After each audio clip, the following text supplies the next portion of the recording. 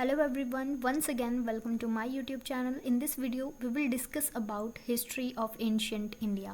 हम history cover करेंगे, specially ancient history cover करेंगे वो इंडिया की, और इसके अंदर हम पूरी टाइमलाइन देखेंगे कि कौन से पीरियड के बाद कौन सा पीरियड आता है और उसके बाद किस तरीके से क्या क्या इवेंट होते हैं और कौन कौन से एम्पायर्स होते हैं। ठीक है, तो ये पढ़ना ज़रूरी है क्योंकि कई बार हम पढ़ते जाते हैं और हमें पता नहीं होता कि इसके पहले क्या हुआ था और इसके बाद क्या हुआ था। इसकी वजह से बहुत सारे कन्फ्यूजन्स होते हैं। ठीक है, सो ये एक पूरी वीडियो है, कॉम्प्रिहेंसिव वीडियो है। इसके अंदर आपको एंशिएंट हिस्ट्री की पूरी टाइमलाइन मिल जाएगी। सो इस छोटी सी वीडियो को स्टार्ट करते हैं, और स्टार्ट करने से पहले अगर आप नए हो चैनल पे तो प्लीज़ सब्सक्राइब कर लेना।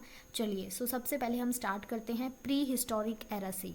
ओके, मैं थोड़ा फास्ट पढ़ाऊँगी क्योंकि हम इसमें इतनी ज़्यादा डिटेल में नहीं जाएंगे, जो इम्पॉर्टेंट पॉइंट्स हैं उनको ही डिस्कस करेंगे, क्योंकि जो पर्पस है वीडियो का वो यही है कि आपको एक जो टाइमलाइन है हमारे एंशिएंट इंडियन हिस्ट्री की वो पता चल जाए। ठीक है, चलिए प्री हिस्टोरिक एरा से हम स्टार्ट करते हैं। इसके अंदर एक पीरियड आता है जिसका नाम है पैलियोलिथिक पीरियड। ओके, सो ये टाइम पीरियड आपको दिया हुआ है, याद करना है तो कर लेना। चलिए, इसमें कुछ समझाने का है नहीं।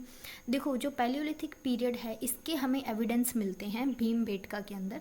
ये सबसे इम्पॉर्टेंट प्लेस है, इसको यूनेस्को वर्ल्ड हेरिटेज साइट भी डिक्लेयर कर दिया गया है। ठीक है, इसके अलावा कुरनौल की केव्स, नर्मदा वैली के अंदर भी हमें बहुत सारे एविडेंस मिलते हैं जिनसे हमें पता चलता है कि ये जितनी भी चीज़ें एग्जिस्ट कर रही हैं, मतलब कि इन सब प्लेसेस के अंदर वो सारी चीज़ें बहुत पुरानी हैं। ओके, और यहाँ पे जब इस पीरियड के अंदर लोग रहते थे वो स्टोन के टूल्स को यूज़ किया करते थे। फायर की डिस्कवरी भी इसी पीरियड के अंदर हुई थी, और जो लोगों का लाइफस्टाइल था वो नोमैडिक हंटर गैदरर्स थे। ओके, चलिए, सो यहाँ पे कोई सेटलमेंट नहीं था, लोग जो है वो एग्रीकल्चर भी नहीं करते थे, और वो बस ऐसे ही हंटिंग और गैदरिंग से अपना काम चलाते थे।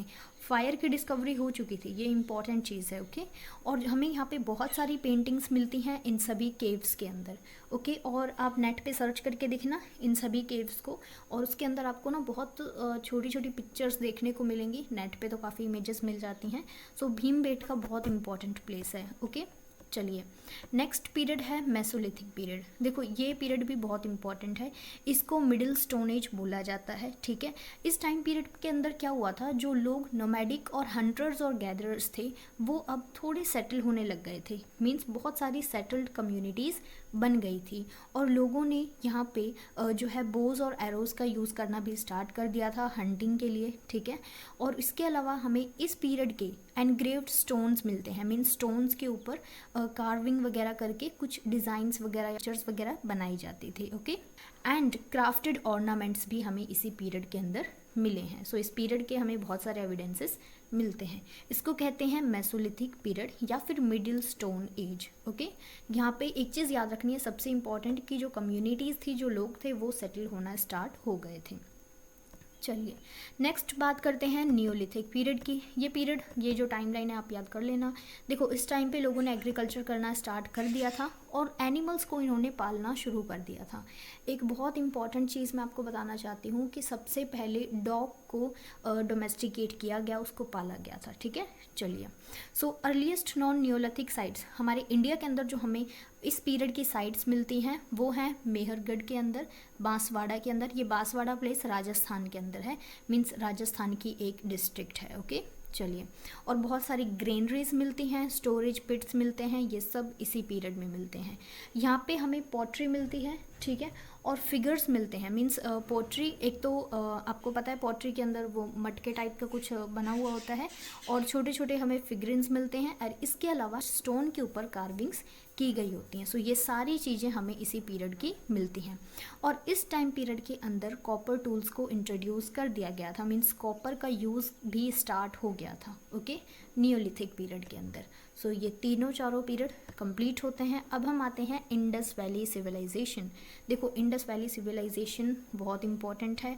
जब भी आपके हिस्ट्री का कोई भी एग्ज़ाम होता है ना, इस वाले टॉपिक से क्वेश्चन आते हैं। ठीक है, इसको मैंने डिटेल में कवर करा रखा है।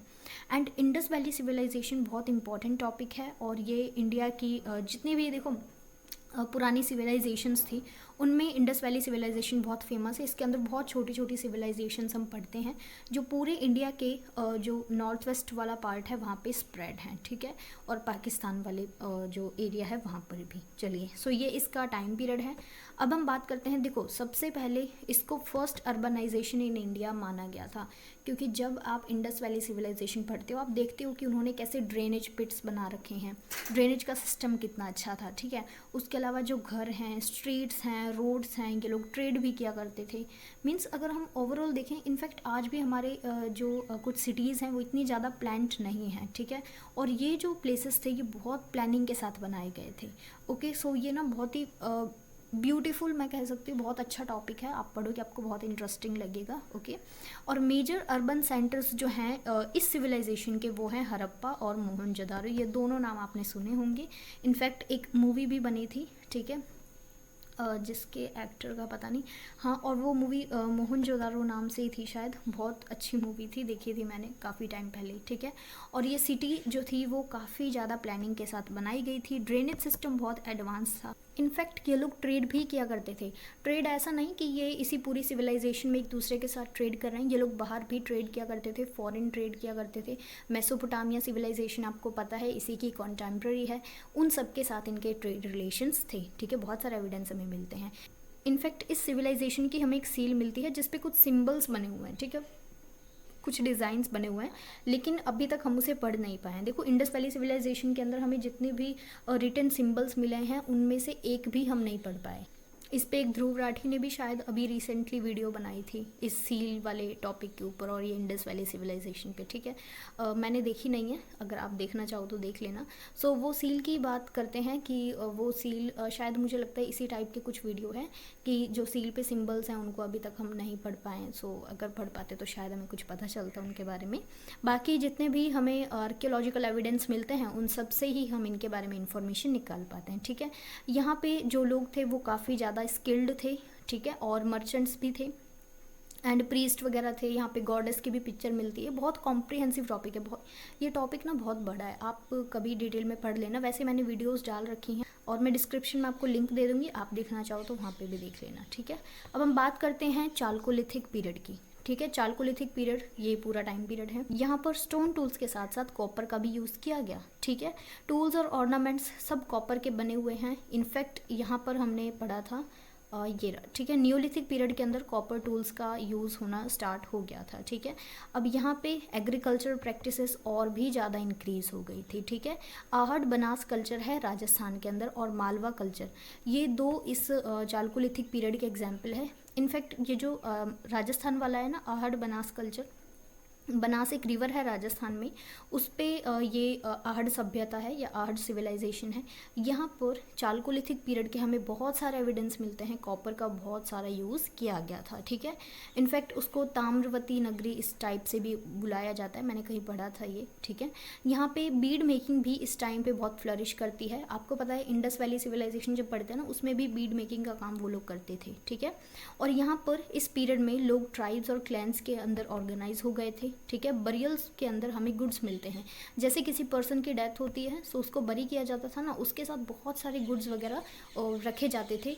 और ऐसा लगता है कि शायद वो लोग मानते थे आफ्टर लाइफ में कि इस लाइफ के बाद भी, मीन्स अब जो इनकी डेथ हो गई है ना इसके बाद भी कोई नई लाइफ है जिसमें वो इन सभी टूल्स को यूज़ कर लेंगे, इन सभी गुड्स को यूज़ कर लेंगे, ठीक है।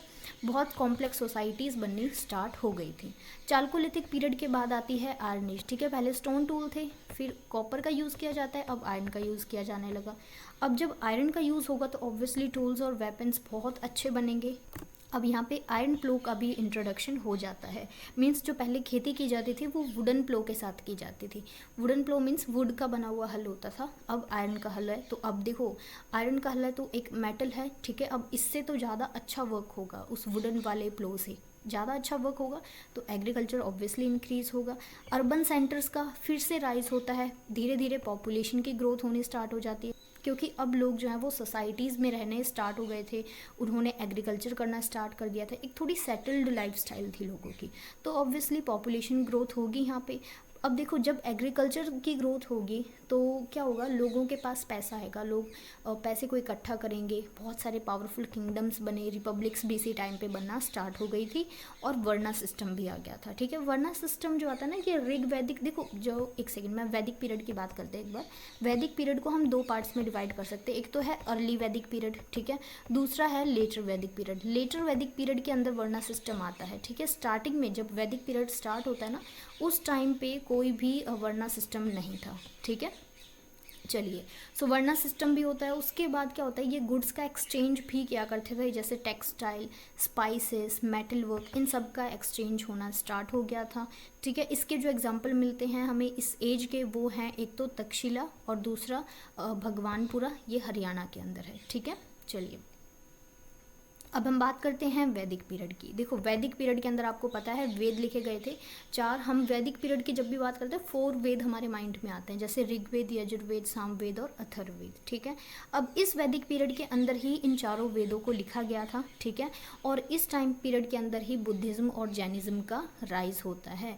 सो ये बुद्धिज़्म और जैनिज़्म, ये दो रिलीजियस ग्रुप भी बहुत ही पुराने हैं, वैदिक पीरियड से हैं, यहीं पर इनका राइज होता है। और उसके बाद महाजनपद आते हैं, जिसमें ये भी हमने डिटेल में पढ़ा है कि मगध एक महाजनपद है। ये बहुत ही पावरफुल और बहुत ही प्रॉस्परस हम कह सकते हैं, क्योंकि ये एक ऐसे रीजन के अंदर लोकेटेड था। ये जनपद मीन्स एक ऐसा पूरा रीजन था जहाँ पे सॉइल भी काफ़ी फर्टाइल थी और काफ़ी रिच ये जनपद था। ठीक है, चलिए अब इसके अलावा अब हम आगे बात करते हैं। महाजनपद के बाद नंदा एम्पायर को हम पढ़ते हैं। उसके बाद पर्शियंस जो हैं वो अटैक करते हैं, उनका इन्वेजन होता है।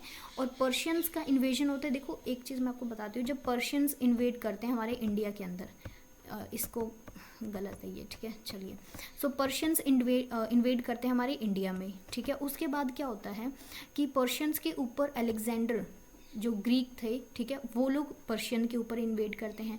अब ये लोग हमारे ऊपर अटैक कर रहे थे, इनके ऊपर अलेक्जेंडर ने अटैक किया, तो ये तो ऑब्वियसली अलेक्जेंडर के साथ लड़ने में बिजी हो गए। अलेक्जेंडर ने सबसे पहले इन पर्शियन लोगों को हराया, क्योंकि ये लोग अलग किंगडम या इनका अलग एम्पायर था, वहाँ से ये लोग आते थे इंडिया में अटैक करने, इनको हराया। और उसके बाद अलेक्जेंडर मूव करता है इंडिया की तरफ। इंडिया में सिंध रिवर के आसपास एक दो किंग्स को हराते हैं, और एक किंग थे जिनसे ये काफ़ी ज़्यादा इंस्पायर्ड थे कि उन्होंने बहुत, लेकिन वो किंग जीत नहीं पाए थे, हमारे इंडिया के थे, और उनकी जो फाइट थी उससे बहुत इंस्पायर्ड होते हैं और उनको ये अपना वो बना के चले जाते हैं, मीन्स कि ये मेरे अंडर में यहाँ पे रूल करेंगे। ठीक है, और उसके बाद ये इनकी जो सेना थी अलेक्जेंडर की, वो आगे इंडिया में बढ़ने से मना कर देती है, क्योंकि वो लोग काफ़ी थक चुके थे, इतने सालों से वो लोग काफ़ी सारी लड़ाइयाँ करते हुए आए थे। ठीक है, उन्होंने मना कर दिया। फिर ये लोग वापस जाते हैं, मीन्स अलेक्जेंडर अपनी सेना के साथ वापस जाता है, और वापस जाते टाइम बेबीलोन नामक एक प्लेस के अंदर इनकी डेथ हो जाती है, फीवर वगैरह हो गया था, कुछ ऐसा कुछ सीन था। ठीक है, सो ये हो गया वैदिक पीरियड का एंड। अलेक्जेंडर चला गया इंडिया से और इसकी डेथ हो गई। अलेक्जेंडर बहुत पावरफुल रूलर था। ओके, अब स्टार्टिंग होती है मौर्यन एम्पायर की। ठीक है, देखो नंदा एम्पायर के अंदर एक किंग थे। ठीक है, उन्होंने जो चाणक्य है ना, उनको, जिनको बहुत बड़े विद्वान थे और बहुत बड़े स्कॉलर थे ये, इनकी उन्होंने शायद बेइज्जती वगैरह की थी अपने किंगडम के अंदर। ठीक है, उसी का बदला लेते हैं, इस एम्पायर को बनने में चंद्रगुप्त मौर्य की हेल्प करते हैं। ठीक है, क्योंकि जो कौटिल्य या फिर चाणक्य थे, उनकी जो इंसल्ट हुई थी उससे उनको काफ़ी ज़्यादा गुस्सा था। ठीक है, वो चंद्रगुप्त मौर्य को एजुकेशन प्रोवाइड करते हैं और उसके बाद मौर्यन एम्पायर बनता है। ओके, सो उसके बाद इन्होंने नंदा डायनेस्टी को ख़त्म किया, उसके बाद मौर्यन एम्पायर स्टार्ट हो जाता है। मौर्यन एम्पायर बहुत इंपॉर्टेंट एम्पायर है हमारे इंडिया का। सो नंदा डायनेस्टी गई, मौर्यन एम्पायर आता है। अब मौर्यन एम्पायर के अंदर एडमिनिस्ट्रेशन सेंट्रलाइज्ड था, किंग के पास सारी पावर होती थी, जितनी भी इनकी टेरिटरी थी उसको प्रोविंसेस में डिवाइड कर दिया गया था और वहाँ पे गवर्नर बिठा दिए गए थे। जो बहुत इंपॉर्टेंट किंग है मौर्यन एम्पायर के, वो है किंग अशोका। इनके बारे में आप सब जानते हो, बचपन से ही आपने सुना होगा इस किंग के बारे में। और इन्होंने बुद्धिज़्म के आइडियाज़ को बहुत स्प्रेड किया था, जिसकी वजह से माना जाता है कि अशोका की डेथ के बाद या फिर जब ये बुद्धिज़्म को इतना ज़्यादा सपोर्ट कर रहे थे, इसी की वजह से ही जो है इनके एम्पायर का डिक्लाइन होना स्टार्ट होता है। क्योंकि जो ब्राह्मण्स थे उनको ऐसा लगने लगा था कि ये बुद्धिज़्म को ज़्यादा सपोर्ट करते हैं और हमें इतना सपोर्ट सपोर्ट नहीं करते, ठीक है। इन्होंने बुद्धिज़्म को बहुत बहुत बहुत सपोर्ट किया था। आप कभी अशोका के बारे में जब पढ़ते हो, इस डायनेस्टी को जब आप डिटेल में पढ़ोगे ना, तो किंग अशोका का नाम आएगा और उसमें वो बुद्धिज़्म को बहुत सपोर्ट करते हैं, ठीक है। अशोका पिलर्स और सांची स्तूप भी इसी टाइम पीरियड के अंदर बनता है। सांची स्तूप बहुत ही बड़ा रिलीजियस प्लेस है बुद्धिज़्म लोगों का, ठीक है। सो ये स्तूप के अंदर ऐसा माना जाता है कि जो महात्मा बुद्ध हैं उनके जो रिमेन्स थे, मीन्स जो बॉडीली रिमेन्स थे, उनको रखा गया और उसके ऊपर एक पूरा स्तूप बना दिया गया। ये छोटा स्ट्रक्चर नहीं है, ये स्तूप बहुत बड़ा है, ठीक है। Okay, so last Mauryan ruler हैं जिनका नाम है बृहदत्त, ठीक है। ये लास्ट मौर्यन रूलर थे। उसके बाद उनके एक जनरल थे जिसका नाम था पुष्यमित्रा सुंगा, वो इनको मार देते हैं, ठीक है। और उसके बाद एक नई डायनेस्टी स्टार्ट होती है जिसका नाम है सुंग डायनेस्टी। इसके बारे में भी हम पढ़ते हैं। ये लोग थे ना, इन्होंने बुद्धिज़्म को भी काफ़ी ज़्यादा सपोर्ट किया था और इन्होंने बुद्धिस्ट मोनेस्ट्रीज़ को सपोर्ट किया। इनका भी एडमिनिस्ट्रेशन सेंट्रलाइज्ड था, ठीक है। और इनके काफ़ी ज़्यादा कॉन्फ्लिक्ट और काफ़ी चैलेंजेस की वजह से धीरे धीरे इस पूरी डायनेस्टी का डिक्लाइन हो जाता है, ठीक है। चलिए, नेक्स्ट डायनेस्टी है कण्व डायनेस्टी। अब ये जो कण्व डायनेस्टी है ये आती है, इसमें एक किंग है वासुदेव कण्व, ये इस डायनेस्टी को बनाते हैं, मींस एस्टेब्लिश करते हैं, ठीक है। और ये क्या करते हैं, जैसे कि सुंग डायनेस्टी के एक जिन्होंने सुंग डायनेस्टी को बनाया, उन्होंने मौर्यन एम्पायर के लास्ट किंग को मार के खुद ये इन्होंने इस डायनेस्टी की स्टार्टिंग की। इसी तरीके से कण्व डायनेस्टी ने भी सुंग डायनेस्टी के एक रूलर को मारकर, जो लास्ट रूलर थे उनको मारकर एक नई डायनेस्टी एस्टेब्लिश की। इन्होंने भी सेंट्रलाइज्ड एडमिनिस्ट्रेशन का सिस्टम रखा था, ठीक है। और इनके टाइम पीरियड के अंदर इन्होंने ब्राह्मणिकल और बुद्धिस्ट दोनों का इन्फ्लुएंस हमें मिक्स्ड मिलता है, ठीक है। जितनी इंपॉर्टेंस बुद्धिस्ट को दी गई या बुद्धिज्म रिलीजन को दी गई, उतनी ही इंपॉर्टेंस ब्राह्मण्स को भी दी गई थी। इसके बाद राइज होता है सतवानास का। सतवानास, एक सेकेंड, ये जो साउथ इंडिया वाला रीजन है, एक सेकेंड, ये सही नहीं बना इस तरीके से हमारा मैप, पता नहीं क्या हो रहा है, एक सेकेंड, हाँ जो भी है। सो ये जो महाराष्ट्र, तेलंगाना और मध्य प्रदेश के कुछ पार्ट्स के अंदर ये जो सतवाना डायनेस्टी है इनका राइज होता है। ये सतवानास बहुत पावरफुल रूलर्स थे, ठीक है। इसमें सबसे इंपॉर्टेंट किंग जिनके बारे में हम डिटेल में पढ़ते हैं, जब भी हम सतवानास के बारे में पढ़ते हैं, उनका नाम है गौतमीपुत्रा सतकर्णी, ठीक है। चलिए, इसके बाद इंडो ग्रीक पार्थियंस, ये लोग इन्वेड करते हैं हमारे इंडिया में, और ये लोग भी कुछ टाइम पीरियड के अंदर कुछ रीजन्स के अंदर ये लोग रहते हैं, यहाँ पे अपना कंट्रोल करके रखते हैं। उसके बाद शाक्स आते हैं और शाक्स के बाद कुषाण्स आते हैं। कुषाण्स बहुत इंपॉर्टेंट हैं, आपने इनके बारे में पढ़ा होगा। और कुषाण्स के बाद हमारा गुप्ता एम्पायर आता है। ऐसा माना जाता है कि कुषाण्स का जब इन्होंने कंट्रोल कर रखा था इंडिया के अंदर, उस टाइम पे जो गुप्ता एम्पायर जिन्होंने एस्टेब्लिश किया, ठीक है, ये इनके फ्यूडेटरीज थे। कुषाण्स के अंडर ये लोग काम करते थे। और जब गुप्ता एम्पायर एस्टेब्लिश होता है, उस टाइम पीरियड के अंदर इन्होंने बहुत सारी मिलिट्री टैक्टिक्स इनसे सीखी थी, कुषाण से। वो इन्होंने अपने किंगडम में चलाई थी, अपने एम्पायर में, मीन्स गुप्ता एम्पायर में, ठीक है। सो ये मतलब कि गुप्ता जो एम्पायर है ना, उसके ऊपर हमें कुषाण्स का बहुत ज़्यादा इन्फ्लुएंस देखने को मिलता है, ठीक है। चलिए, अब देखो, कुषाण्स के बाद गुप्ता एम्पायर आया था, ठीक है, लेकिन बीच में हम संगम एज पढ़ेंगे, ये साउथ के अंदर है, ठीक है, और ये नॉर्थ वाले रीजन के अंदर है, ठीक है। इसके बाद हम गुप्ता एम्पायर पढ़ेंगे, लेकिन हम थोड़ा सा साउथ की हिस्ट्री देखते हैं। संगम एज भी स्टार्ट हो जाती है इस टाइम पीरियड के अंदर। देखो, संगम एज का मतलब है, देखो सबसे पहले स्टार्ट करते हैं संगम। संगम वर्ड का मतलब है मिलन या फिर एक असेंबली, ठीक है। इस असेंबली के अंदर देखो, संगम एज के अंदर 3 असेंबलीज हुई थी, ठीक है। और इन मीटिंग्स के अंदर बहुत बड़े बड़े स्कॉलर्स, पोइट्स आते थे। उन्होंने तमिल के अंदर बहुत सारी कॉम्पोजिशंस लिखी हैं। आप कभी संगम एज पे भी मैंने डिटेल में वीडियो डाल रखी है, सो मैं उस पूरी प्लेलिस्ट का ना लिंक आपको डिस्क्रिप्शन में दे दूँगी, आप प्लीज़ उसमें से देख लेना, जो भी टॉपिक आपको समझना है। 2 प्लेलिस्ट हैं, उनकी जो लिंक है वो मैं आपको प्रोवाइड कर दूँगी, आप चेक कर लेना प्लीज़ डिस्क्रिप्शन के अंदर, ओके। चलिए, सो संगम एज के अंदर जो बहुत सारे तमिल वर्क को कंपोज किया गया था, ठीक है। इसमें बहुत सारे पोइट स्कॉलर्स मिलते थे, बैठते थे, और 3 संगम हुए थे, मीन्स 3 मीटिंग्स हुई थी अलग अलग टाइम पीरियड के अंदर, ठीक है। प्रेजेंट डे ये संगम एज जो हम पढ़ते हैं, ये प्रेजेंट डे तमिलनाडु और केरला के कुछ पार्ट्स के अंदर ही इस पूरे मतलब जब हम इस एज की बात करते हैं इन रीजन्स को डिस्कस करते हैं, ठीक है। यहाँ पे चोल्स, पांड्याज और चैर, ये 3 डायनेस्टी थी, इनका रूल था, ठीक है। ये तीनों आपस में भी काफ़ी लड़ते थे और इनका कंट्रोल था इन सभी रीजन्स के अंदर। रीजनल पॉलिटिक्स और कल्चर को डिस्कस करते हैं हम इस एज के अंदर। बहुत सारे पोइट्स और स्कॉलर्स ने मिलकर तमिल लिटरेचर को कंपोज किया था और यहाँ पे सोसाइटी हायरार्कियल थी। शिवजी और विष्णु, इनसे रिलेटेड ट्रेडिशंस काफ़ी ज़्यादा पॉपुलर थी, ठीक है। अब बात करते हैं गुप्ता एम्पायर की। मौर्यन एम्पायर की तरह गुप्ता एम्पायर भी बहुत इंपॉर्टेंट है, इसको गोल्डन एज माना जाता है इंडिया के एंशिएंट हिस्ट्री में, ठीक है। श्री गुप्ता ने इस एम्पायर की नींव रखी थी, ठीक है। इसमें बहुत इंपॉर्टेंट किंग्स हैं जैसे चंद्रगुप्त फर्स्ट, समुद्रगुप्त और उसके बाद चंद्रगुप्त सेकेंड, ठीक है। श्रीगुप्त के बाद ये पूरी लीनेज स्टार्ट हुई थी एंड इसके बाद भी काफ़ी सारे रूलर्स आते हैं जो इतने इम्पॉर्टेंट नहीं हैं, हमें उनके बारे में नहीं पढ़ना, ठीक है।